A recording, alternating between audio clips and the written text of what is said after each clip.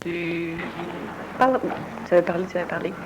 Bref, tu devrais parler des méthodes d'intervention. Faut pas retenir ce que je dis. Ah, mais moi, parce que c'est les grégores dans la salle qui m'amènent l'information. Tu as des questions? Non. Va t'asseoir là-bas. Veux-tu une question? Non. On va aller m'asseoir devant moi aussi.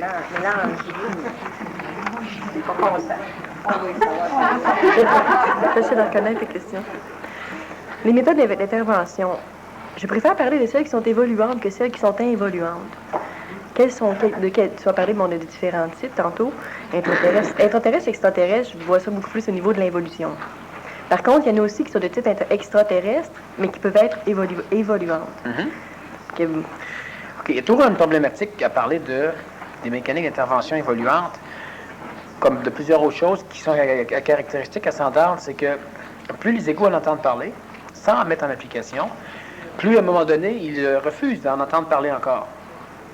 Alors qu'une personne qui en entendrait parler de certaines choses, qui applique les choses, verrait tellement de changements au niveau de sa vie, que si on reparle après, ben là, elle veut aller chercher d'autres informations, elle les applique, ça va encore changer sa vie, alors elle veut continuer.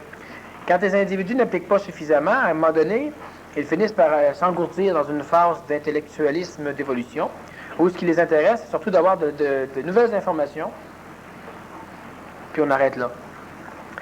En ce qui concerne tout ce qui présentement est déjà exprimé au niveau de l'intervention évoluante et de ce qui est en potentiel en croissance, il y a des mécaniques melchisédiennes, il y a des mécaniques extraterrestres supramentales, il y a des mécaniques qui sont telluriques, il y a des mécaniques qui sont archangéliques, angéliques, il y a des mécaniques qui sont vorondadèques, il y a des mécaniques qui sont donc d'un paquet de niveaux différents. Les raisons de ces mécaniques-là? Présentement, il y a... Bon, les raisons des mécaniques. La raison de cette mécanique, elle est cosmique, ce qui fait que c'est déjà...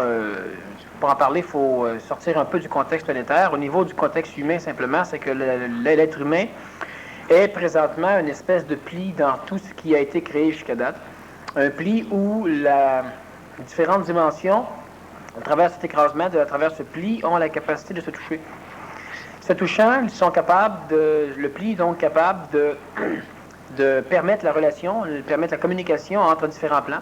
On parlera donc du plan matériel, du plan vital, etc., jusqu'au plan de l'intentionnalité, que dans l'ésotérisme, souvent on appelle le plan divin. Et parce que l'être humain est le pli, parce que l'être humain est une caractéristique particulière de la création qui a la capacité justement de pouvoir cumuler chez lui, de pouvoir associer ensemble, de pouvoir intermêler les différentes expressions de la création. À travers l'échelle cosmique au complet, ce pli devient une forme de trou noir, ce pli devient une forme de porte, une forme d'endroit, d'une région, par laquelle, à un moment donné, le reste de la création pourra probablement passer. Il faut comprendre que l'être humain vit certaines formes de souffrance dans son contexte actuel, mais qu'il y a sur d'autres planètes, autour de d'autres soleils, et il y a même dans le cœur de plusieurs soleils, et surtout dans le cœur de notre galaxie, et on peut retrouver cette mécanique aussi dans d'autres galaxies, et un peu aussi entre les galaxies. Il y a d'autres types d'expression de la vie, d'expression de la conscience, on pourrait dire, qui s'expriment soit dans la vie, soit dans la non-vie, soit dans l'antivie, soit dans le être, dans l'être ou dans le non-être, dépendamment des régions cosmiques. Et ces expressions de la conscience ont aussi la caractéristique de percevoir. Certaines ont la caractéristique expérientielle, d'autres pré-expérientielles, d'autres ce sera super-expérientiel, d'autres seront existentielles, pré-existentielles, super-existentielles.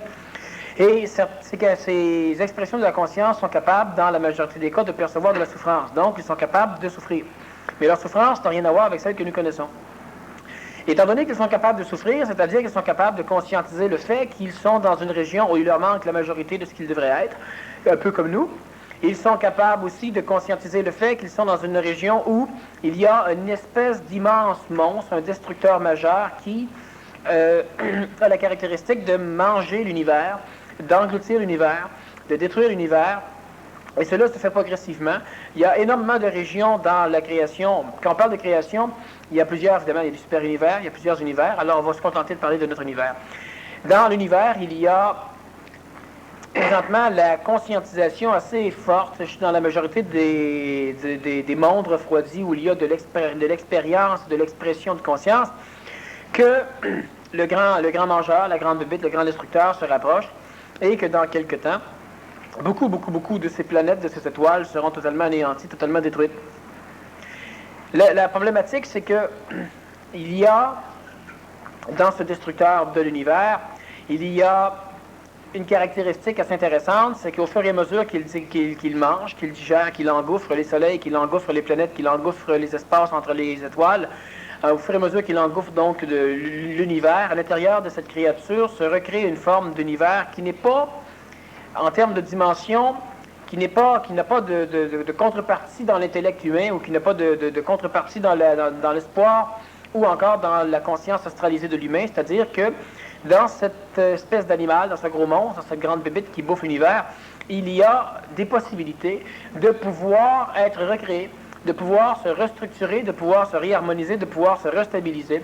Cela veut dire que les individus ou que c'est les entités qui vivent dans des mondes où le grand destructeur approche, les entités qui sont là, les plus évoluées, ceux donc qui sont capables d'exprimer une conscience consciente de son expression, ceux qui savent, ont la capacité de se rendre compte qu'ils doivent obligatoirement faire partie à un moment donné de quelque chose qui ne sera pas totalement digéré par le destructeur, mais qui sera assimilé plus ou moins tel quel, parce qu'il y aura une utilité quelque part au niveau de la vie même du grand destructeur.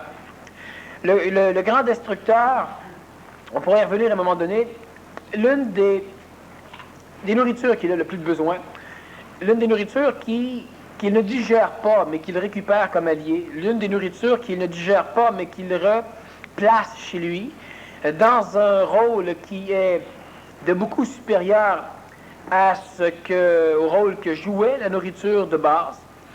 Cette nourriture qui est extrêmement recherchée par le grand destructeur, c'est l'humain, c'est l'homme. L'homme a la caractéristique de ne pas être digéré par le grand destructeur. On parle de l'être humain, on ne parle pas de l'animal humain, on parle encore une fois de caractéristiques capables d'exprimer de la conscience. Et il y a présentement à l'échelle de notre univers énormément de phénomènes extra- et intraterrestres. On parlait surtout des mécaniques extraterrestres supramentales. Quand on parle de supramentales, cela veut simplement dire que dans leur expression actuelle au niveau des structures solaires ou planétaires, ils n'ont pas de corps physique. Ils n'ont donc pas de corps vital, ils n'ont nécessairement pas de corps astral. Donc, ce sont des phénomènes supramentaux, mais qui ne sont pas supérieurs à l'homme parce qu'ils sont supramentaux. J'ai déjà expliqué souvent que l'énergie supramentale ne valait rien tant qu'elle ne touchait pas un être humain. Comme l'être humain ne valait pas beaucoup s'il ne touchait pas un plan supramental au niveau d'une vision extraterrestre. Donc, il y a dans ces mécaniques extraterrestres supramentales énormément d'expressions de la conscience qui sont relativement différentes les unes des autres et qui sont à la recherche d'une fusion entre l'être humain et eux-mêmes, de façon à ce que lorsque le grand destructeur va se pointer le nez, lorsqu'il va engouffrer notre Soleil, lorsqu'il va engouffrer notre planète, lorsqu'il va engouffrer notre système stellaire, ces énergies fusionnées à l'homme puissent être sauvées de la destruction et puissent être restructurées quelque part dans le grand destructeur. Donc, il y a, tu me parlais de plan cosmique. Le plan cosmique, on parlait du plan universel présentement, il y a un grand destructeur qui, lui, appartient à la gestion des super-univers. C'est quelque chose qui procède de l'effusion des énergies créationnelles dans les systèmes super-universels et qui, présentement, entreprend la réversibilité de l'effusion des énergies pour engendrer les super-univers, les univers, les galaxies, les systèmes solaires et les planètes. Et c'est une mécanique qui pourrait s'appeler, on parle de grand destructeur, on pourrait appeler cela aussi le grand fusionneur. Pour mettre des mots, justement. Alors, cette mécanique, cette grande bébite, ce grand destructeur qui présentement bouffe l'univers, a des caractéristiques qu'il se retrouve dans certaines régions de notre galaxie. On en a déjà vu des traces au niveau astrophysique. On va laisser ça pour Maurice, à un moment donné, il aime se poser des questions sur l'astrophysique. Alors, il y a déjà eu des traces, les astrophysiciens ont déjà découvert de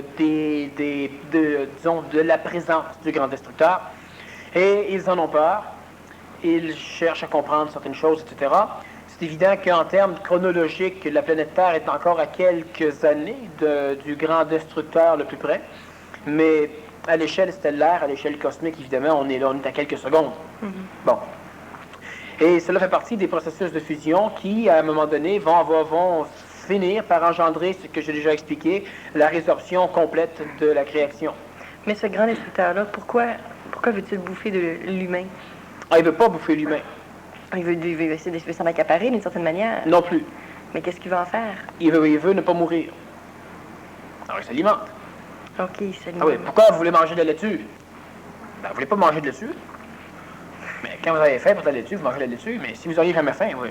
Mais l'humain l'alimente à cause de son énergie, à cause de ce qu'il est? On va revenir donc à l'humain. Et on va expliquer, c'est une très bonne question, mais on va s'échapper des mécaniques d'intervention extraterrestre. Mais c'est ça le fouiller les médecins aussi. Donc, ça c'est le plan cosmique, sur lequel je n'ai pas élaboré complètement, mais quand même, ça donne une idée. À l'échelle planétaire, il y a donc énormément de mécaniques supramentales qui, justement, recherchent le contact avec l'humain. Dans ces mécaniques, il y a des mécaniques qui n'ont pas de conscience réellement supramentale. Ce sont des mécaniques qui ont des corps physiques atomiques, donc, qui ne sont pas nécessairement exprimés comme les nôtres, qui ne sont pas nécessairement humanoïdes, donc en forme humaine. Certains sont humanoïdes, certains sont androïdes. Et ces énergies, dans la majorité, vont donc rechercher l'humain. Parce que l'humain parvient présentement à un contact supramental, parce que l'humain commence à vivre un contact avec son ajusteur de pensée. L'ajusteur de pensée est l'extension du périsprit de l'humain.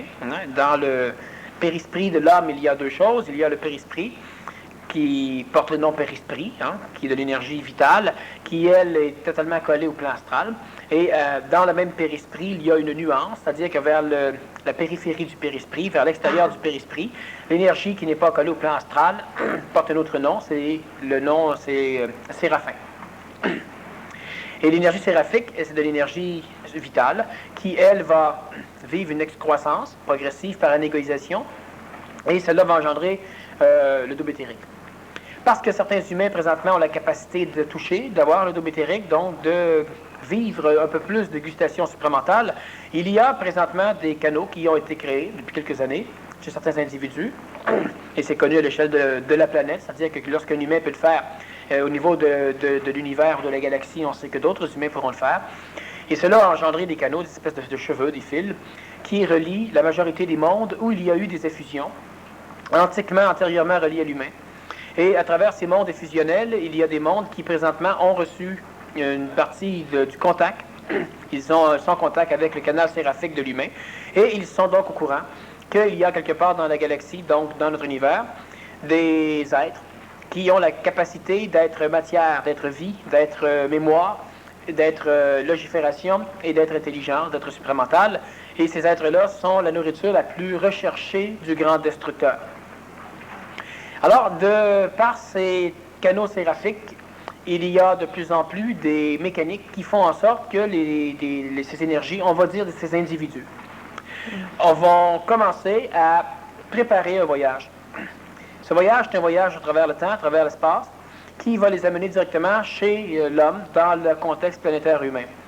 Étant donné que la majorité de ces sphères, la majorité non, qu'une grande partie de ces sphères où vivent les entités, donc les êtres qui ont été fusés, qui sont reliés au contexte humain, sont extrêmement près du grand destructeur que j'ai parlé au début.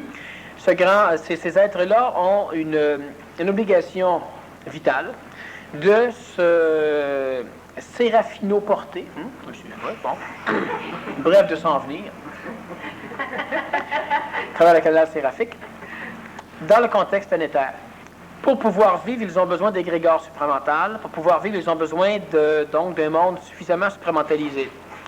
Certains humains seront de bons égrégores supramentaux. Certains humains qui seront suffisamment en contact avec leur double éthérique seront des êtres capables de recevoir certaines de ces entités. Et ces entités sont des entités supramentales, ce sont des entités qui n'ont pas connu la mémoire, qui n'ont pas connu la mort et qui n'ont pas connu le corps. Ce sont des entités qui ne sont pas coloratives, ce sont des entités qui sont de la conscience intelligente, de la conscience spontanée, de la conscience active et qui sont de la conscience pure. Une grande partie de ces entités vont donc venir quémander une maison. Et plusieurs êtres humains vont, dans les temps qui viennent, avoir la capacité, non pas spirituelle, non pas émotive, mais réelle, d'offrir leur double éthérique comme maison à ces entités fusionnelles. Donc, à ces extraterrestres supramentaux. À ce moment-là, le double éthérique ne sera pas une copie de l'humain. Il est une copie de l'humain dans lequel va habiter de l'énergie. OK. Si l'être humain meurt et que l'être humain doit gagner son double éthérique, les entités qui sont à l'intérieur vont quitter le double éthérique et vont aller dans un égrégore supramental sur lequel je vais revenir, qui est présentement en formation, en croissance. Étant donné que le peu d'entités double éthériques qui existent présentement, et surtout au niveau du volume, parce qu'il y a plusieurs personnes qui ont commencé à créer un double éthérique, mais ils n'ont pas, c'est pas un gros double éthérique, les entités fusionnelles qui proviennent de ces mondes ne peuvent pas tous venir en même temps. Alors, il y a présentement la création collaborative, en collaboration avec certains êtres humains, quelques humains. La majorité, non, c'est faux. Tous ces êtres humains restent au Québec. On se toujours la majorité parce que les égaux québécois sont médiocres. Alors, s'il y en a d'autres ailleurs, ça lui plaît plus que s'il n'y en a pas ailleurs, mais finalement, il n'y en a pas ailleurs. Alors, tout se passe présentement ici au Québec. Il y a des personnes qui travaillent à créer des égrégores, à créer en l'occurrence un égrégore supramental qui servira de maison au phénomène effusionnel. Les phénomènes effusionnels, lorsqu'ils vont se pointer, ils pourront donc quitter les doubles éthériques qui leur auront été prêtés en attendant. Ceux qui auront un contact avec ces doubles éthériques, donc ceux qui auront un double éthérique qui abritera une conscience effusionnelle, ces personnages auront donc la capacité par transport séraphique de visiter des mondes dans d'autres galaxies, donc dans notre univers. Et cela va permettre à ces personnalités d'avoir non seulement une bilocation de conscience, une conscience supramentale galactique et une conscience planétaire, mais ils auront aussi la capacité au niveau du plan supramental de visiter d'autres mondes, toujours pas en visite spirituelle ou émotive. Et cela va permettre l'organisation de la survie. L'organisation de la survie de différentes formes d'expression de la conscience supramentale à travers le temps et à travers l'espace. Cela va donc permettre l'organisation de survie de la race humaine qui, elle, sera suffisamment conscientisée dans les temps à venir. Et donc, je parle des êtres, de ceux qui sont donc transportables, et en même temps de la race, ou donc des races, des êtres qui sont fusionnellement reliés à l'humain. Cela veut dire quoi? Cela veut dire que présentement, il y a quelques humains qui sont en train de travailler à la structuration d'un égrégore supramental suffisamment ample et suffisamment supramentalisé, suffisamment pur, suffisamment transparent pour pouvoir servir de réceptacle à ces êtres fusionnels. Et ces êtres fusionnels, en contrepartie, vont donner aux personnalités qui travailleront en collaboration avec l'égrégore. Ces êtres-là, ces êtres fusionnels vont donner à ces personnes-là non seulement de l'énergie pour leur permettre de plus facilement finir leur anégoïsation, c'est-à-dire qu'ils vont s'arranger pour permettre à ces êtres humains de devenir suffisamment purs dans leur âme, donc avoir une âme pure, de devenir suffisamment fusionnels pour pouvoir établir des contacts suffisamment intimes et suffisamment rapprochés avec les êtres fusionnels à caractéristiques supramentales qui viennent des autres mondes. Cela va faire en sorte que dans les temps qui vont venir, l'alliance entre l'être humain totalement matérialisé et l'alliance entre les êtres fusionnels va permettre dans la matière vitale planétaire, la création supramentale de vaisseaux transporteurs. Donc, on parlera d'unités massives qui seront capables de prendre des corps humains, de prendre de la matière à bord pour pouvoir le transporter probablement soit à travers le temps dans une autre planète ou sur la même planète, la planète Terre, soit à travers l'espace sur une autre planète autour d'un autre soleil. Maintenant, j'ai déjà expliqué un petit peu dans une conférence régulière sur justement quand les extraterrestres vont intervenir, un peu différentes mécaniques qui vont se passer ici. Mais ce qui nous concerne surtout, nous, c'est de comprendre que le développement d'un double éthérique a différents avantages pour l'être humain et en même temps, mais pour aussi d'autres entités fusionnelles qui, eux, ont toutes les caractéristiques essentielles pour devenir nos alliés. Finalement, il y aura une fusion nécessairement entre le double éthérique et l'entité humaine lorsque le temps sera venu, mais il y aura à un moment donné aussi une fusion d'amour. Mais pas, on parle toujours d'amour intelligent, évidemment, on ne parle pas de l'amour émotif. Il y aura une fusion, une symbiose totale entre les entités fusionnelles qui vont venir sauver l'humanité et les humains qui vont venir sauver les entités fusionnelles et dans des temps qui sont, disons, dans la chronométrie humaine, pas tout à fait rapprochés, mais quand même, c'est relativement près. Quand on parle de contact éthérique, double éthérique avec les entités fusionnelles, il y a présentement 2 êtres humains sur la planète qui ont un contact avec des entités qui proviennent de d'autres galaxies. Donc, on ne parle pas d'extraterrestres qui habitent Vénus, qui habitent la partie cachée de la Lune et qui habitent Ganymède autour de Jupiter. d'extraterrestres qui, dans le passé, ont engendré la mécanique luciférienne et qui ont engendré aussi les deux formes d'intraterrestres que l'on connaît aujourd'hui, qui sont présentement les gardiens de la prison, c'est-à-dire qu'ils sont les gardiens de la prison. La Terre est une prison. Sauf que les êtres humains ne sont pas les prisonniers, ce sont les intraterrestres qui sont les prisonniers. Les êtres humains, à l'époque, étaient des animaux. Au niveau de la conscience extraterrestre, il n'y a pas de grosse problématique à planter des intraterrestres sur une planète Terre habitée par des dinosaures, habitée par des amibes, habitée par des gestions d'animaux particuliers. Sauf que dans les prisonniers qui ont été placés ici, et à un moment donné, on pourra parler de qui est prisonnier, qui sont les bons, qui sont les mauvais. C'est peut-être des prisonniers politiques, hein, on ne sait pas. Alors, dans ces prisonniers qui ont été placés ici, il y a eu des contacts entre l'homme, entre certains animaux. Et ceux qui ont habité Vénus, qui habitent encore Vénus aujourd'hui, dans la majorité, ce sont ceux qui ont réussi le mieux à s'associer aux animaux humains. Et cela a engendré ce que nous sommes, nous, l'être humain. Les deux autres formes de mécanique intraterrestre, Ganymède et la Lune, sont des mécaniques qui sont présentement enfermés, prisonniers. Et parce que les extraterrestres qui ont engendré l'humain, la partie luciférienne était beaucoup plus puissante.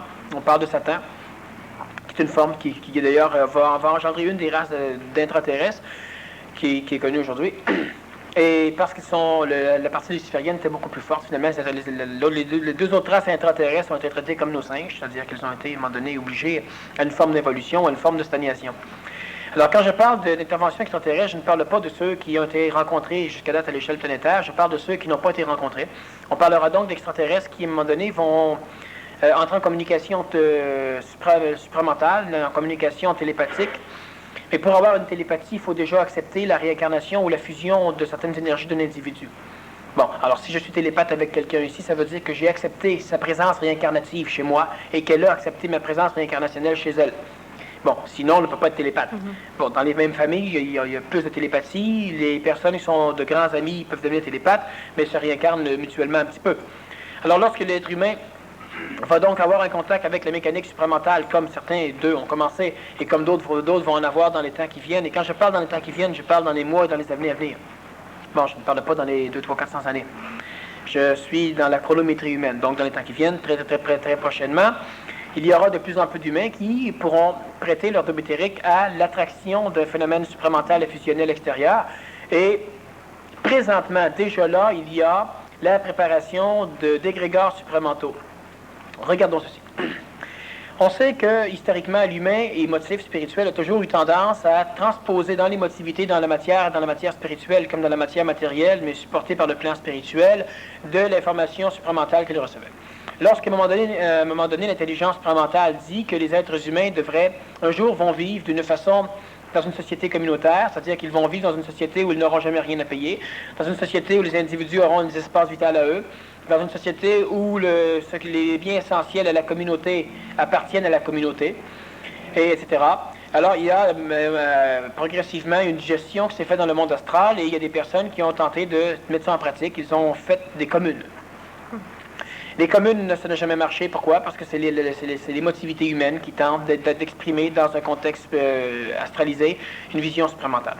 À un moment donné, on aura eu, par exemple, l'idée du projet OFSA, qui est toujours existentiel au niveau de certains plans, mais qui a, le village écologique de l'ère du Verseau, il y a eu d'autres phénomènes plus similaires, donc qui se rapprochent un peu de la mécanique. Mais encore une fois, il y a toujours eu des problèmes.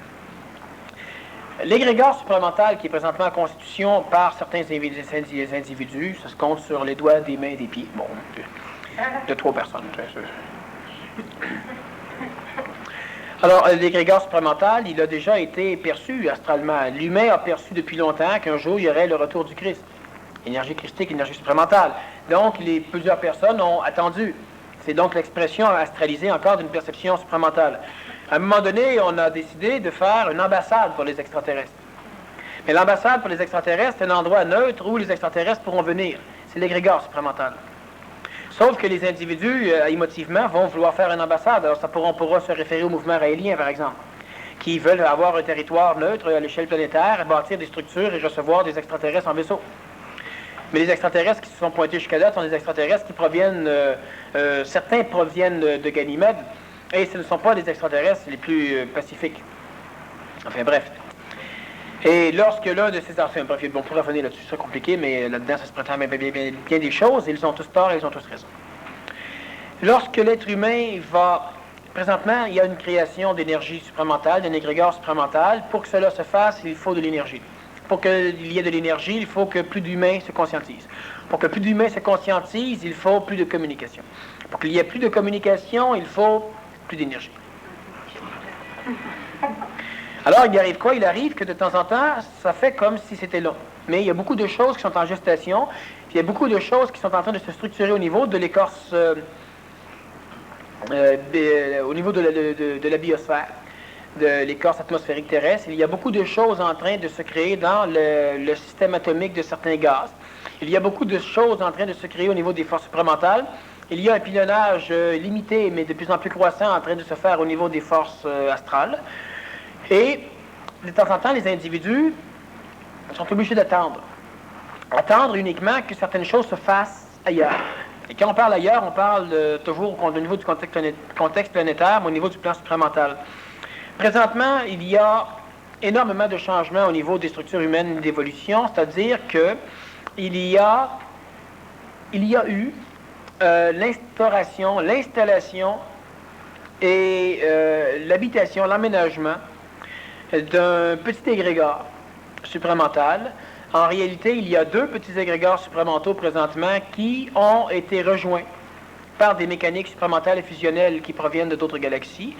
Et cela a adouci l'humeur évolutive de l'astral, de l'atmosphère astrale, de ceux qui sont énergétiquement les plus aptes à faire des rencontres extraterrestres supramentales. Donc, il y a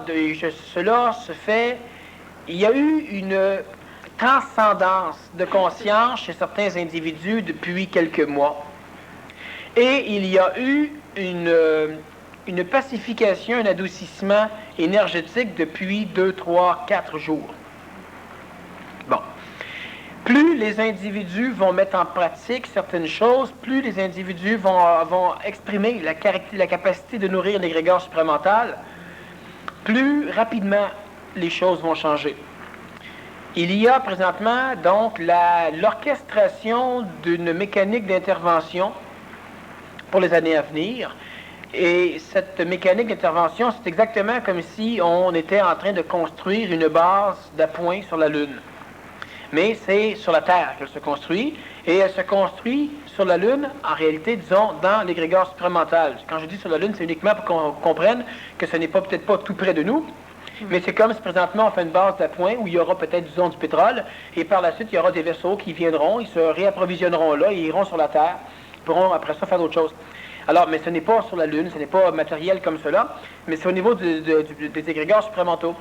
Il y a énormément d'interventions de création. Présentement, tout ce qu'on vient de faire, simplement, c'est que depuis quelque temps, il y a eu un contact réel établi entre certains êtres humains bien vivants et les êtres fusionnels bien supramentaux de d'autres mondes. Il y a eu des contacts séraphiques, il y a eu des transports séraphiques, il y a des humains qui ont été là, il y a des parties fusionnelles qui sont venues sous le contexte planétaire, et il y a des ententes qui se sont faites. Et quand on parle d'ententes, ce n'est pas des ententes politiques, c'est des ententes tactiques. Il y a des ententes qui se sont faites et il y a c'est prêt à construire. Mais comment se construire un égrégore supramental? On ne se construit pas un égrégore. Donc, comment construire un égrégore supramental? Bon, premièrement, la façon d'avoir son égrégore supramental, c'est d'avoir un double éthérique. Mais tantôt, quand tu parlais des êtres fusionnels qui viennent, par exemple, loger pendant un certain laps de temps un double éthérique, est-ce que c'est un double éthérique complètement constitué ou s'il peut être en constitution? C'est un double éthérique qui peut être en constitution, mais qui est suffisamment avancé pour que l'individu ait perdu la capacité humaine de chialer. Puis par la suite, l'égrégore supramental, mais qui n'est pas personnel, qui est beaucoup plus... L'égrégore supramental, il est en construction présentement. Mais on doit comprendre encore une chose, je ne veux pas tout compliquer. Mais il y aura plus qu'un égrégore supramental et il y aura plus d'une façon, on va dire spirituellement, d'être sauvé. Mais pourquoi plus d'un égrégore? Pour la simple raison qu'il y a plus d'un faisceau. Alors, ce qu'on doit comprendre simplement, c'est que, par exemple, il y a des individus présentement qui sont en contact avec plusieurs faisceaux. J'ai expliqué ça dans une conférence. Il y en a qui sont en contact avec un, il y en a qui sont en contact avec un avec un principal et quelques autres, et il y en a qui sont en contact avec plusieurs façons. Il y a donc des individus qui auront la capacité d'être, quand on dit sauver, il faut bien s'entendre avec le terme, ce n'est pas une question de sauvage, ou de sauvage, mais on va garder le mot, ça simplifie les choses. Alors, il y a des personnes qui peuvent être sauvées par telle intervention extraterrestre, uniquement. D'autres pourront être sauvées par celle-là, celle-là, celle-là ou celle-là. Est-ce qu'ils vont tous se retrouver au même endroit? Toutes des endroits différents. Temporairement. Pour quelques millions d'années. Non, mais ça, c'est une farce. Pour quelques milliers d'années. Bon, quand même. Tout ça simplement parce qu'ils ne font pas partie du même faisceau. Donc, à ce moment-là, est-ce qu'ils ont des choses, des actions différentes à faire? Premièrement, déjà, aujourd'hui, ce sont des gens qui, dans la forme d'évolution supramentale, ne peuvent pas ou ont de la très grande difficulté à être en contact.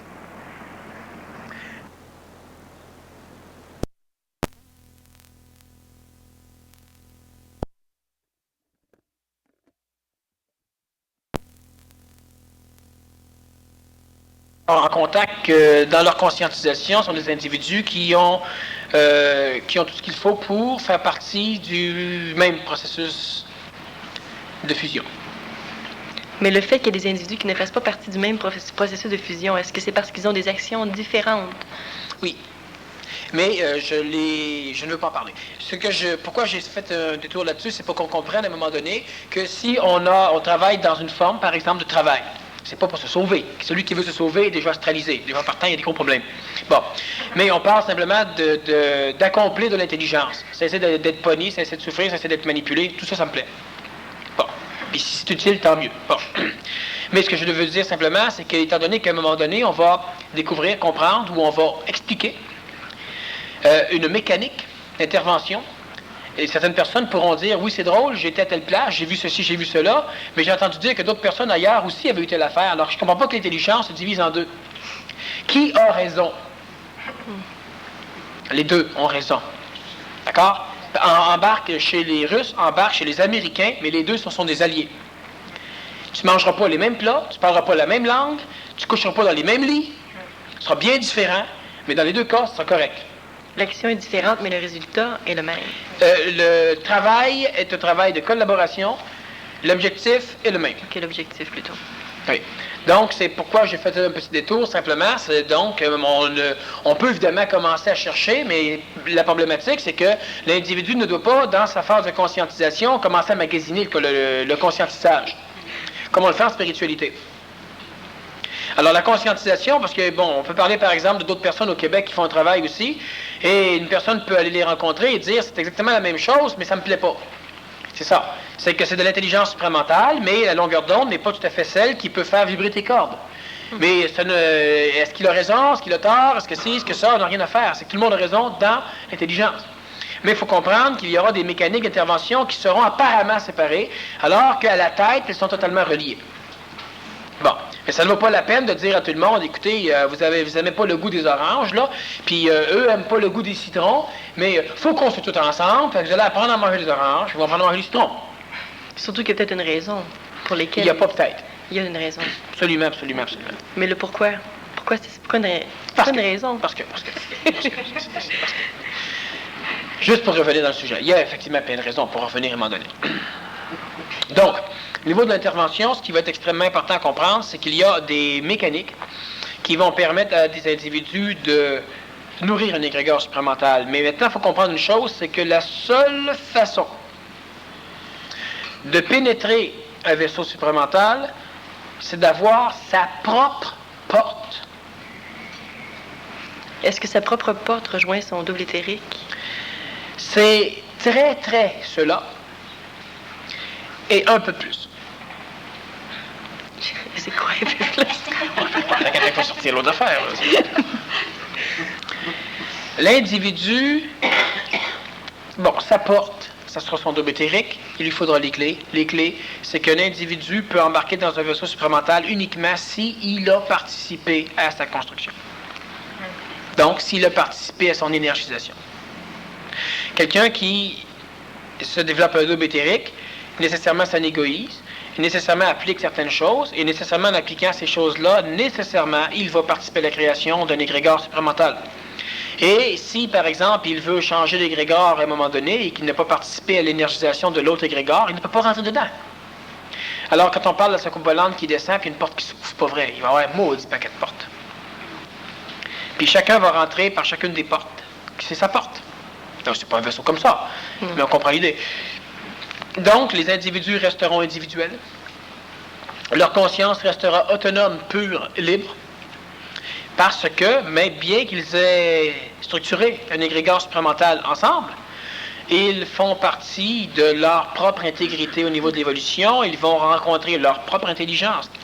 Donc, un individu, à un moment donné, qui déciderait d'eux, ne peut pas. Quand les gens, de temps en temps, me disent « Oui, mais mettons que moi, j'évolue énormément, extraordinairement, merveilleusement, puis qu'il y aurait une intervention extraterrestre ou n'importe quoi. » Parce qu'on s'en fout. Est-ce que je peux... Mettons que ce serait une soucoupe volante, bon, est-ce que je vais pouvoir amener mes enfants? Et si on leur porte, ils vont venir, tu les amèneras pas. Oui, d'accord. Mais mettons qu'ils ne sont pas assez évolués, etc. Non. Mais mon père, ma mère, non.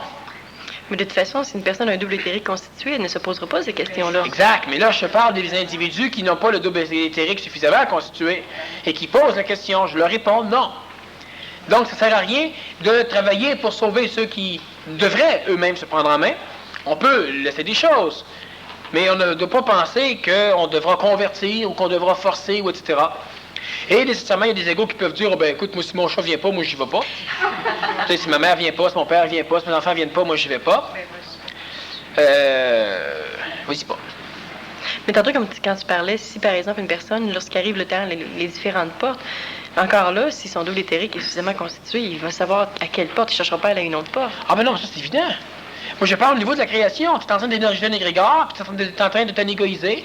Puis l'intellect, l'astral vient de charrier. Okay. Écoute, d'un coup, tu te trompes de place. C'est peut-être eux autres là-bas, là. Ouais, c'est vrai, ça, là. Là, tu t'en vas voir là-bas, puis ça a bien de l'allure. Ça a de l'allure uniquement pour ton ego. Là, tu recommences là-bas, après ça, écoute, d'un coup, c'est vrai, ça bon. J'ai expliqué la mécanique pour qu'à un moment donné, qu'on cesse de niaiser. OK? Il y a peut-être 5, 6, 7, 8 portes qui vont apparaître. Il y en a 2 présentement en création. Ça n'a aucune importance de savoir laquelle. Prends-en une. Puis pour en prendre une, il faut que tu bâtisses la porte et que tu bâtisses la clé. Simple. Sinon, tu ne peux pas prendre cela. Tu pourras t'accrocher à l'extérieur, puis quand on passera au-dessus de l'océan, tu glisseras. Tu tombes pas. Mais bâtir la porte et bâtir la clé. Eh oui. La clé, c'est encore très personnalisé. La clé, c'est de nourrir l'égrégore en fonction de sa présence et en fonction de la mutation qu'on va opérer sur soi-même. Donc, on va bâtir une clé en s'anégoïsant et on va bâtir une porte en créant notre double éthérique. Donc, en s'anégoïsant encore. Sauf que les individus doivent créer une synergie. C'est-à-dire que tu ne peux pas créer uniquement une pièce. La pièce ne pourra pas voler. Donc, les individus, il y a, par exemple, quelques façons de s'en sortir, qui sont toutes similaires, mais c'est au niveau de la gustation énergétique qu'il y a une nuance. Et quelles sont ces façons? Bon, les façons, c'est les individus. Par exemple, il y a des individus qui auront un contact séraphique, puis chaque individu qui aura un contact séraphique devient une façon. Ça veut dire que si un individu a un contact séraphique, les autres individus devront passer par lui. Ou avoir un contact séraphique. Puis il y aura maximum 7-8 contacts séraphiques. Il y en a déjà eu 2. Bon. Mais quand tu dis qu'ensuite les autres devront passer par ceux qui ont un contact séraphique, ça veut simplement dire que ces individus-là devront créer une structure, un égrégore supramental en collaboration avec ce qui aura été apporté par la partie fusionnelle qui descend. Donc là, on va se retrouver avec plusieurs égrégores supramentaux. 8, 9. Mais non! Puis, les individus qui devront passer par ces égrégores supramentaux-là, qui devront le constituer, à ce moment-là, parce que ça ressemble à un chantier de construction au niveau de la visualisation. Chacun donne de l'énergie, mais c'est une synergie qui sert à former quelque chose. Mais ceux qui sont un peu en dessous, ceux qui doivent passer par un... Mais quand on dit passer par, tout ce que ça veut dire simplement, c'est qu'à un moment donné, il y a quelqu'un qui va venir te voir et qui va te dire, écoute, j'ai rencontré des extraterrestres, là, et puis il faut être habillé en bleu pour rentrer dans leur vaisseau.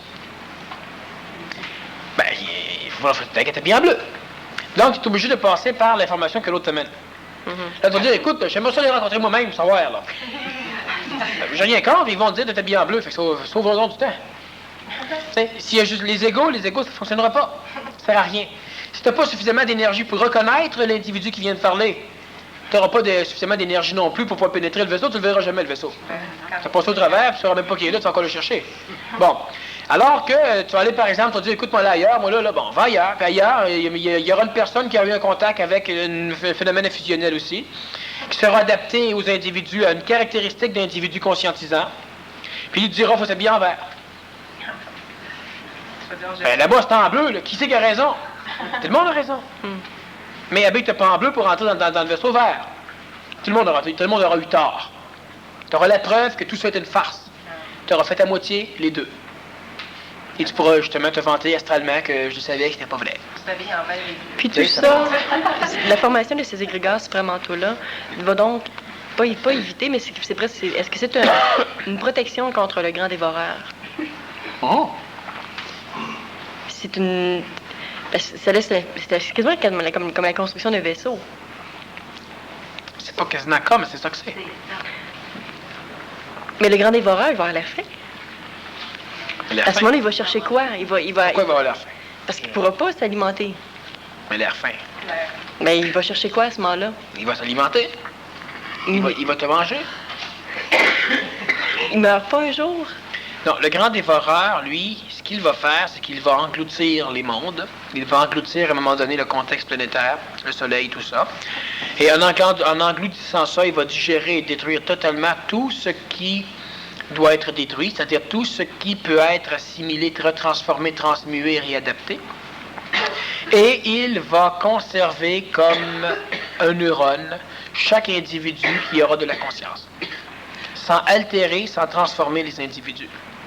Donc, la façon de ne pas devenir la cellule de la prostate du grand dévoreur, c'est d'être capable d'être suffisamment neuronique, supramental, conscient, pour ne pas être digéré, pour aller prendre immédiatement la place qui est la plus confortable, on peut dire la place qui nous est due, dans son cerveau. Et par la suite, nécessairement, nous serons les contrôleurs du grand dévoreur. Mais le grand dévoreur le sait, c'est correct. Il cherche simplement à remplir son cerveau. Et en même temps, il rallonge son corps physique. Il détruit la création. Mais si on en arrive à la formation de son cerveau d'une autre manière, de cette manière-là, il ne sera plus le grand dévoreur. Son action va être différente. Oui, évidemment, quand il n'y a plus rien dévoré, il ne sera plus le grand dévoreur. Et c'est pourquoi tout à l'heure, je te disais qu'on peut aussi l'appeler le grand fusionneur. OK. Alors, lorsqu'il aura totalement bouffé l'univers, il va commencer un processus de fusion à l'interne. Et ce processus de fusion à l'interne est un processus de gravitation centrée qui va faire en sorte que cela, on pourra donc constater ou considérer que le grand dévoreur est présentement en train de se manger lui-même. Et à un moment donné, il n'y aura plus rien. Ça amène un beau vide. Non. Sauf que, faut pas que tu poses des questions trop loin, tant que tu as encore de l'ego. Parce que ça mène pas à un beau vide, ça mène à un beau. Oui, OK. Je le percevais comme ça de toute façon, mais en même temps, ça peut laisser l'impression de... Pourquoi? Parce qu'il n'y a plus de mots. Après, on ne communique plus avec les mots, on communique avec de l'énergiopathie, etc. Ça vaut même pas la peine qu'on en parle. Une chose qui est évidente, c'est que tout est correct.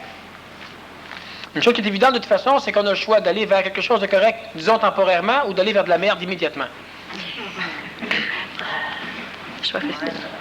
Ouais. Bon, mettons que tu peux aller voir plus loin. On t'a le choix entre brûler dans ta maison ou déménager avant qu'elle brûle. Ouais, mais l'autre, un jour, on va tomber. Ouais, je sais bien, tu sais. Mettons.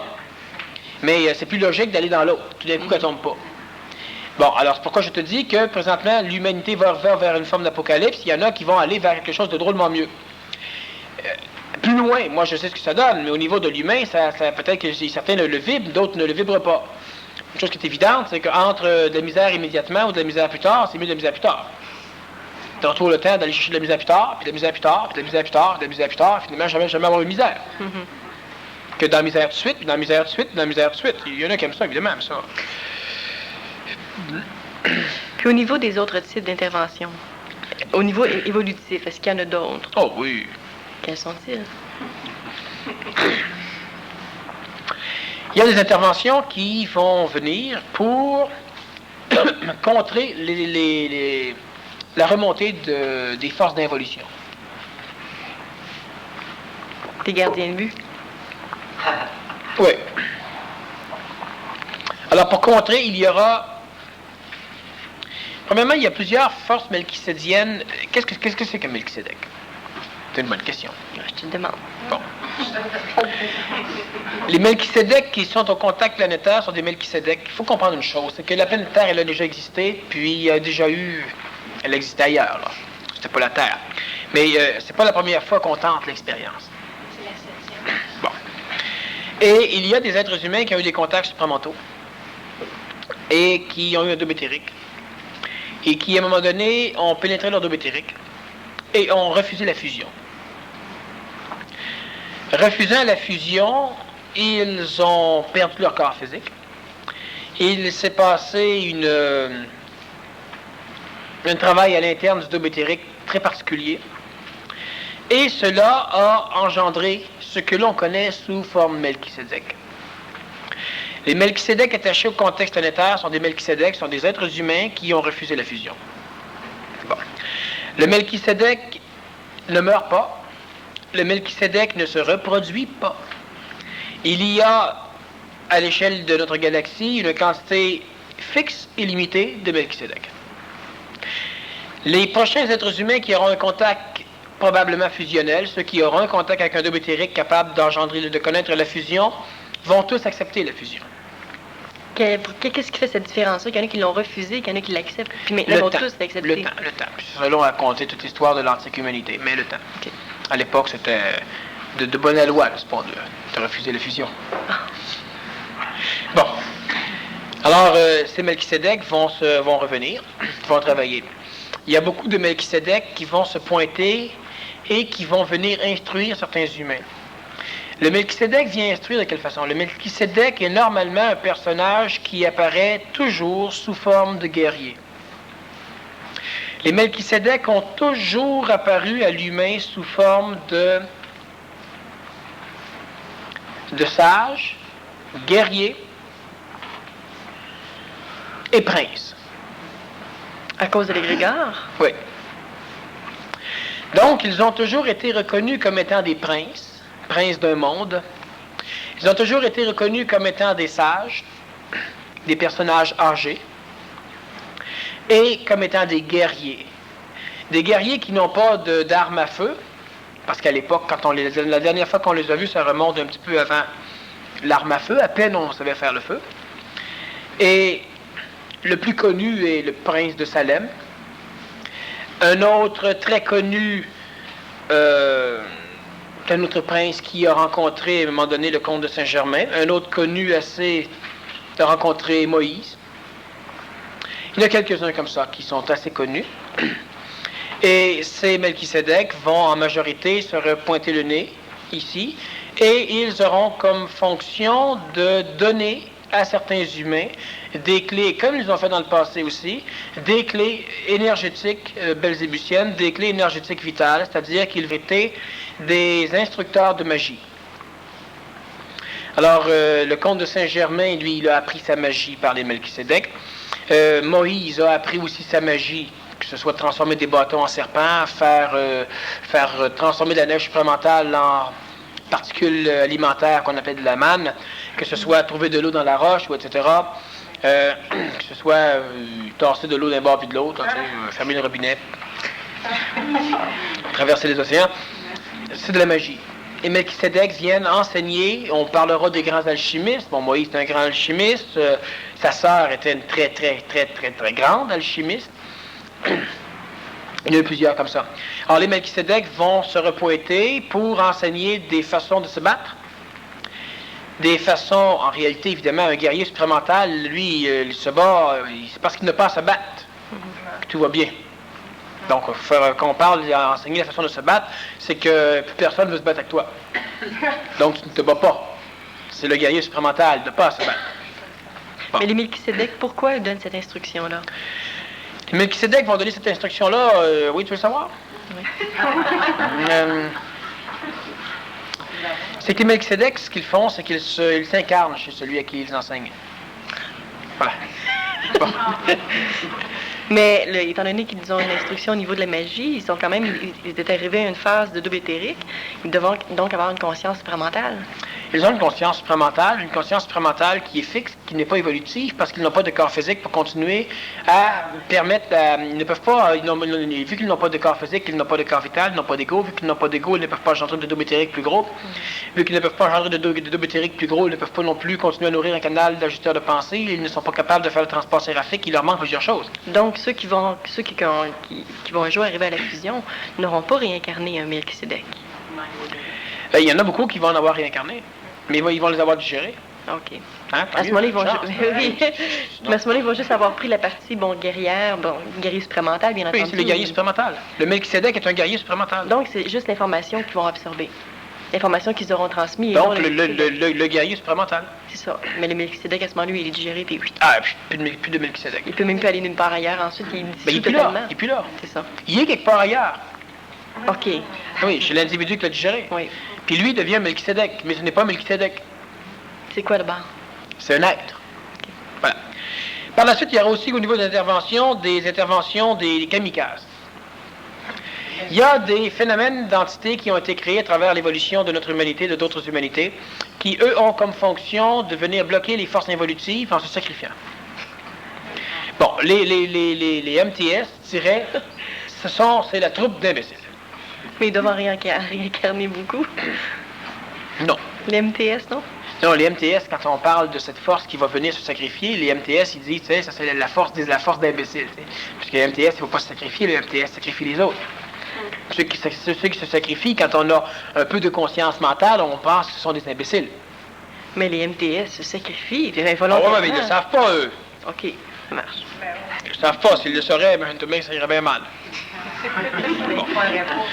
Alors, il y a donc une force qui va venir se placer entre le plan supramental, entre les individus conscientisés supramentalement et les forces d'involution. Ce sont des personnages qui vont laisser des traces, des personnages qui vont pilonner le monde de la mort, de façon à créer de faux chemins, pour que ceux qui vont rechercher les conscientisés ne puissent les trouver. Ce sont des personnages qui vont fuir en laissant suffisamment de traces pour que la majorité des forces d'involution suivent ces traces-là, et plusieurs vont nécessairement se faire bouffer par la force d'involution. Bon. Et les personnes qui se conscientisent, qui à un moment donné voudront retourner en arrière pour aller aider ceux qui se sacrifient, vont se sacrifier avec eux. Mais ce sera un sacrifice volontaire. Bon, volontaire. Volontaire. Autant que faire se peut dans le contexte planétaire, on pourra dire volontaire. Les kamikazes, il y avait une forme de volontarisme dans tout ça. Oui, c'était la façon de rejoindre leur Dieu.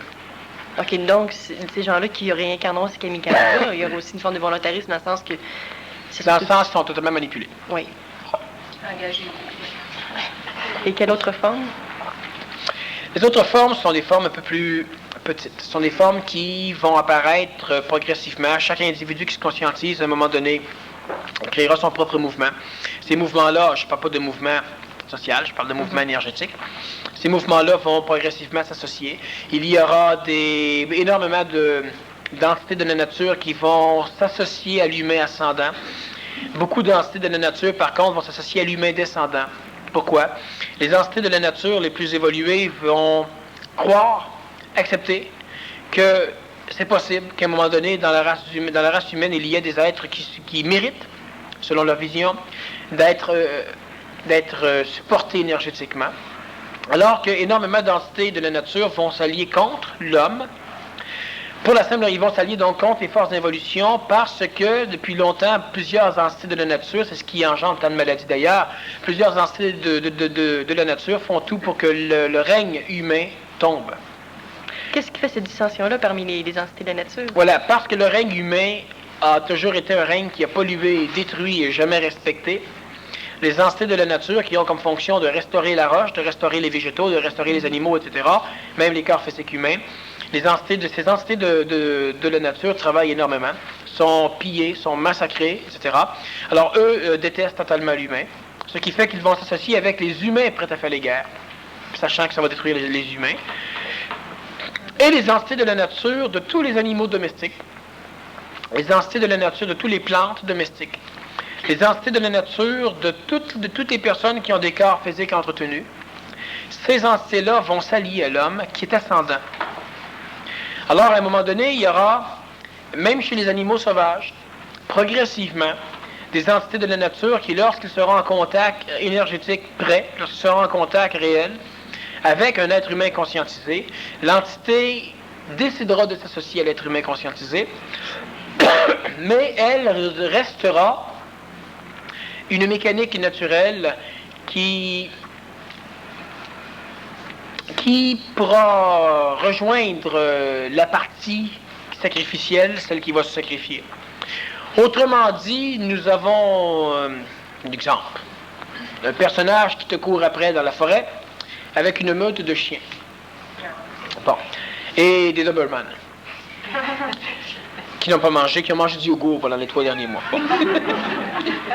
Et les chiens te courent après, et lorsque les chiens te rattrapent, le premier chien qui te rattrape arrête, sent l'atmosphère, change, se pacifie, devient doux. Disons que les autres chiens arrivent, probablement que le premier Doberman va se retourner contre les autres chiens et se battre contre eux.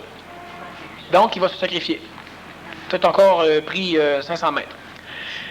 L'autre Doberman qui te rattrape par la suite vivra la même chose. Et à un moment donné, disons qu'il reste 3 chiens, et les 3 arrivent en même temps, les 3 vont nécessairement se pacifier, ils vont se retourner contre leur maître. Le maître peut les tuer.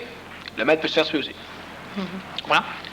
Alors, c'est des mécaniques qui vont apparaître progressivement, sauf que l'humain, dès le départ, ne pourra pas... astralement, il faut laisser le temps aux choses de changer. Autrement dit, quand un être humain est extraordinairement centré sur lui-même, lorsqu'un être humain est fusionné, totalement fusionné, donc, lorsqu'un être humain n'a plus de double éthérique, puisqu'il est digéré, les personnes ne pourront même pas le retrouver, c'est-à-dire qu'ils ne pourront même pas lancer la meute de chien après lui. Mais une personne va dire, oui, mais regarde, il me court après, comment ça se fait que... Il y a bien des choses que tu ne sais pas encore. Quand le chien va prendre une mordée dans ton bras, il va arrêter net. Sauf que toi, tu dis, oui, mais tu sais, puis s'il arrête net, parce que j'ai plus de bras... Non, bon, c'est évident que c'est une question d'espoir spirituel, il y a des chances qu'effectivement... Mais quand tu parles des entités de la nature, par exemple, des chiens, qui, eux, vont savoir s'arrêter parce qu'ils vont être capables d'absorber l'énergie... Plus loin, même l'entité naturelle qui dirige l'humain va forcer l'humain à planter. Mais ça prendra le temps que ça prendra. Pourquoi? Parce que la conscience astrale qui manipule l'humain est beaucoup plus puissante que l'entité naturelle qui manipule l'humain, qui manipule le corps physique de l'humain. Alors, c'est comme si, par exemple, tu viens pour assommer quelqu'un, mais ton bras refuse de bouger. Alors, l'entité naturelle qui dirige ton corps physique, l'interpréteur rationnel, finalement, ne voudra pas bouger le bras. Alors que toi, tu vas dire à quelqu'un, tu es là, ou tu es là. Bon, les autres vont essayer de bouger, mais quand ils vont pouvoir bouger tant qu'ils vont vouloir, le moment qu'ils vont vouloir t'agresser, ça ne fonctionnera plus. Bon, mais encore là, il faut que l'individu soit rendu à un niveau d'évolution intéressant. Et on parle de cela, non pas parce qu'il y aura un paquet de colère, un paquet de batailles, etc. Là, on donne des exemples simplement pour faire comprendre ce que ça va donner. On parle d'intervention. Donc, il y aura une intervention d'entité de la nature qui ira en direction de l'humain. Plus l'humain est d'ores et déjà écologiste, plus l'humain est reconnu par beaucoup d'entités de la nature qui, au lieu de le rendre malade, au lieu de lui puiser son énergie, vont commencer, à un moment donné, pas tout de suite, quand les entités vont se sentir suffisamment en confiance avec l'humain ascendant, elles vont commencer à lui donner. Bon, mais nécessairement, il faut que l'humain commence. L'humain qui dit, tiens, il donne, ah, m'a commencé à être écologiste. Il y a fortes chances que c'est un peu tard. Il est sur la liste noire. Mais quand tu dis donner, c'est donner de l'énergie? Donner de l'énergie, instruire les entités qui te maganent, les entités, par exemple, qui dirigent les virus, les entités qui dirigent des choses comme ça. Il y aura... Si tu as à cultiver, ça va pousser mieux. Si tu as à chasser, tu vas chasser mieux. Si tu as à pêcher, tu vas pêcher mieux. Respirer, tu vas respirer mieux. Il y a plusieurs choses comme ça. Alors, c'est une des interventions qui n'est pas commencée, mais qui va commencer. Mais quand tu dis qu'il n'est pas commencé, si on regarde un peu au niveau des légendes, de l'historicité, il y a quand même des faits qui ont été rapportés qui seraient... Oui, mais maintenant, c'est plus ou moins mort, là.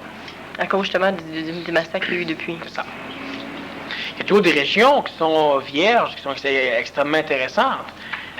L'Antarctique, par exemple, tu peux aller faire une petite méditation là-bas, tu vas te rendre compte que les animaux viennent te voir, ils viennent te licher, et les oiseaux, ils font leur besoin sur toi, mais ils viennent aussi atterrir sur tes épaules, ça se promène partout, tu es considéré comme l'animal. Si tu rentres dans un territoire qui dérange un petit moineau, il te fait des gros becs, puis il te saute dessus. Même si c'est un humain qui arrive là avec Ils ne connaissent pas l'humain, là. OK. Donc, Maintenant, ils commencent à connaître un peu, parce que là, c'est un peu plus pollué, il y a beaucoup de bases, ils voulaient faire des centrales nucléaires là-bas, des choses comme ça. Bon. Mais c'est une région où les entités de la nature ne sont pas contre l'homme. Alors, il y a effectivement encore des régions comme ça où on peut dire ça existe, mais où on est, nous, là, c'est compliqué. Il n'y a pas une forêt au Québec, par exemple, qui n'a pas déjà été bûchée. Bon, il n'y a pas un territoire qui n'a pas été bûché. est-ce que les entités de la nature-là peuvent percevoir, parce que s'il y a une région où ça a été moins bûché, est-ce qu'ils peuvent percevoir qu'autour, c'est le bordel dans la... Ah, mais ça, ils le savent tous. Mais chacun est pogné avec sa fleur. Si la fleur est dans un territoire problématique, ben, l'entité aussi. L'entité va nécessairement détester ce qui, dans la conscience, vient détruire. C'est comme, regardez ceci, l'entité de la nature, lorsqu'il vous voit arriver, il voit un Dieu. Et le Dieu vient, puis le Dieu l'écrase en marchant sur le pissenlit. Quand c'est un loup, un cheval, un chien, il ne voit pas là un Dieu, ça ne dérange pas autant. Et quand il voit l'humain arriver, c'est génial. Puis l'humain, il détruit tout. Là-dedans, ça ne comprend plus rien. Ça haït. Ça va détester beaucoup plus rapidement que quand un chien vous frappe, ça ne vous dérange pas trop. Quand c'est un humain, vous êtes insulté. C'est la même chose. Parce que vous reconnaissez de l'intelligence chez l'humain, pas chez le chien. Alors, on fait une pause photographique.